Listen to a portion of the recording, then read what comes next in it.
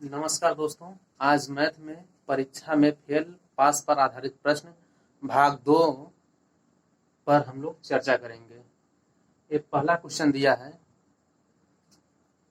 एक परीक्षा में मोहन 35% अंक पाता है तो उसके प्राप्तांक न्यूनतम उत्तीर्णांक से 30 अधिक रहते हैं, जबकि सोहन 25% अंक पाता है तो उसके प्राप्तांक न्यूनतम उत्तीर्णांक से 30 कम रहते हैं। परीक्षा का पूर्णांक तथा न्यूनतम उत्तीर्णांक ज्ञात कीजिए। चलिए देखते हैं कैसे सॉल्व करेंगे इसको। सॉल्व करते हैं। 35% मोहन पाता है, कितने अंक अधिक हैं? 30 अंक अधिक हैं। प्लस लगा दे रहे हैं, अधिक है तो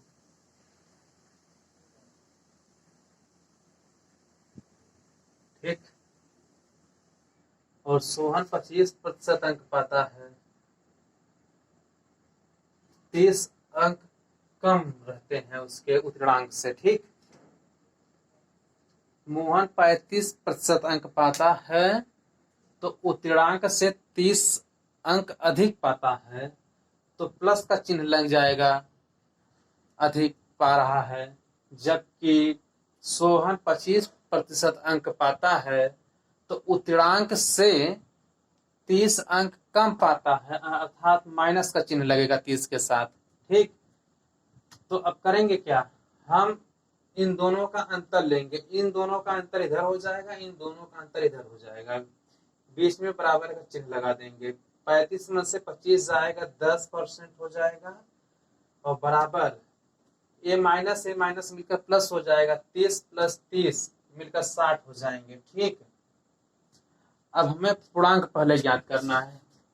पूर्णांक को हम यक्स के द्वारा इंगित करेंगे, तो यक्स का हम 10% निकालेंगे। यक्स का 10%, 10/100 बराबर 60।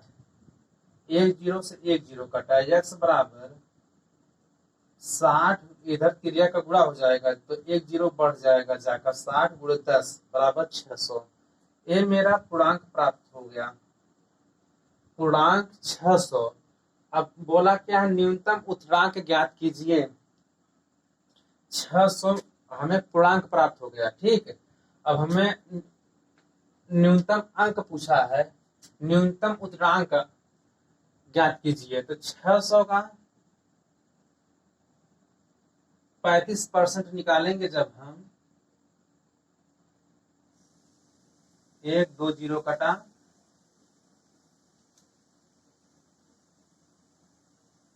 6 × 5 = 30, 6 × 3 = 18, 18 × 3 = 21। ठीक। 6 × 5 = 30 का 0, 6 × 3 = 18, 3 = 21। ये आ गया। जो ये 35% पाया है उसका, तो कितना अंक पाया है? अधिक 30 अंक। तो इसमें से हम 30 घटा देंगे। 210 में से हम 30 को घटाएंगे तो 180 अंक। न्यूनतम जो है उत्तीर्णांक, न्यूनतम उत्तीर्णांक जो है ये 180 है। 600 पूर्णांक प्राप्त हुआ। 600 का हम 35% निकालेंगे तो हमें प्राप्त होगा 210 अंक। और जब 35% वो पाता है तो 30 अंक अधिक मिल रहा है उसको, तो 30 हम उसमें से घटा देंगे तो पता चल जाएगा कि कितने अंक पाएगा 600 में, कि सोहन पास हो जाएगा या मोहन पास हो जाएगा। कितने अंक पाएगा 600 में? 600 में 180 अंक पाएगा, तो सोहन या मोहन दोनों में से कोई भी पास हो सकता है। तो पूर्णांक पूछा था तो 600 पूर्णांक है, और न्यूनतम उत्तीर्णांक पूछा। 600 का 35% निकालेंगे, उसमें से -30 कर देंगे, क्योंकि 30 अधिक पा रहा है तो 30 उसमें से घटा देंगे, तो हमें न्यूनतम पूर्णांक उत्तीर्णांक भी पता चल जाएगा। ठीक। अगला क्वेश्चन देखते हैं।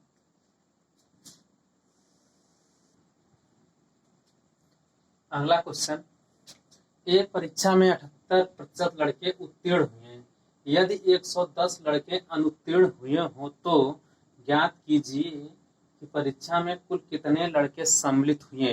ठीक, तो 78% लड़के उत्तीर्ण हो गए हैं। 100% लड़कों में से यदि 78% लड़के उत्तीर्ण हो जा रहे हैं तो 100 में से यदि 78 घटा देंगे तो हमें अनुत्तीर्ण बच्चों का प्रतिशत पता चल जाएगा। 100 में से यदि हम 28 को घटाएंगे तो कितना हो जाएगा? 22%। 22% लड़के अनुत्तीर्ण हुए हैं। 78% ये हो गए हैं पास, तो 22% लड़के क्या होंगे? ये हो जाएंगे फेल। ठीक, और आगे कहा यदि 110 लड़के अनुत्तीर्ण हुए हो तो ज्ञात कीजिए कि परीक्षा में कुल कितने लड़के सम्मिलित हुए। तो हमें पता चल गया है कि 22% लड़के फेल हुए हैं। तो सम्मिलित कितने लड़के हुए हैं वही ज्ञात करना है। तो हम जो सम्मिलित लड़के हुए हैं, संपूर्ण लड़कों की संख्या हम यक्स मानेंगे। ठीक, हम प्रतिशत में यक्स को लेकर हमेशा चलेंगे साथ में। हमारा सॉल्व करने का जो तरीका है उसको यक्स लेकर करने का है। तो यक्स का 22% निकालेंगे। ठीक, यक्स का 22% बराबर कितने लड़के हैं फेल? तो 110 लड़के, क्योंकि अनुत्तीर्ण लड़कों की संख्या जो है 22% बराबर 110 दिया है, तो इसीलिए हम यहाँ पर बराबर का चिन्ह लगाते हैं। ठीक, तो 11 दूना हम करेंगे 22, यहाँ हो जाएगा 10, 2 पच्चमा 10 या 22 पच्चे 110 कहेंगे तो यक्स बराबर 500। ठीक, या तो 11 दूनी 22, तो यहाँ 10 बच जाएगा, 2 पच्चे 10, 5 आएगा, इधर क्रिया का गुणा हो जाएगा, 5 गुणे 100 बराबर 500। या तो 22 पच्चे डायरेक्ट काट सकते हैं, 22 पच्चे 110 होता है, 5 गुणे 100 बराबर 500। ठीक, अनुत्तीर्ण का प्रतिशत 22 आएगा क्योंकि 78% लड़के पास हो रहे हैं, तो 22% लड़के फेल हो रहे हैं, और जो लड़के फेल हो रहे हैं उनकी संख्या दे रखा है 110, तो 22% बराबर 110। तो हम यहाँ पर 100% वगैरह नहीं लेंगे, हम डायरेक्ट जो है कि लड़कों की संख्या यक्स मानेंगे। यक्स का 22% बराबर 110 कर देंगे, काट देंगे, आ जाएगा हमारा 500। ठीक, अगला क्वेश्चन देखते हैं।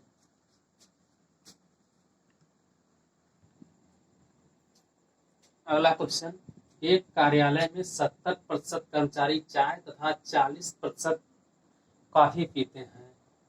यदि इनमें से प्रत्येक कर्मचारी कोई न कोई एक पेय अथवा दोनों पेय लेता हो तथा 25 कर्मचारी दोनों पेय लेते हों तो कार्यालय में कुल कितने कर्मचारी हैं? चलिए इसको सॉल्व करते हैं। डायग्राम बना देते हैं इसको। इससे पहले पार्ट 1 में हम लोगों ने लगाया है इस प्रकार के क्वेश्चन फेल पास वाले में। ठीक, 70% चाय 70% लोग ले रहे हैं, तो कॉफी 40% और दोनों ले रहे हैं कितने?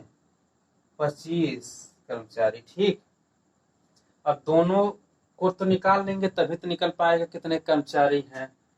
तो हम काम क्या करेंगे, इसको ये चाय वाला डायग्राम है, ये बाबू कॉफी वाला है। ठीक, एक कॉफी वाला है,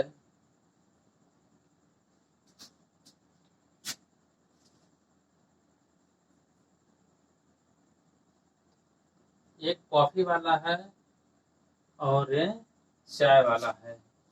तो करेंगे क्या, इसको हम जोड़ देंगे, 70 प्लस 40 हो जाएगा 110। दोनों निकालने के लिए 110 होगा। ठीक, दोनों निकालने के लिए, ये वाला पार्ट निकालने के लिए हमें काम करना होगा कि इस वाले और इस वाले को दोनों को जोड़ देना है। ठीक, 70 + 40 करेंगे तो हो जाएगा 110। 110 दोनों को जोड़ने के बाद उनमें से 100 को हम घटा देंगे। 110% ये हो गया, इधर परसेंट लगा दें। उसके बाद में 110% में से 100% को हम घटा देंगे दोनों प्राप्त करने के लिए। क्या प्राप्त करने के लिए? दोनों जो है ये वाला पार्ट प्राप्त करने के लिए इन दोनों को जोड़ने के बाद 100 घटा देंगे। उसके बाद में हमें प्राप्त हो जाएगा ये जो दोनों है। तो 110 में से हम 100 को घटा देंगे तो हो जाएगा 10%। ठीक, 110% में से हम 100% को घटा देंगे तो मिल जाएगा क्या? 10%।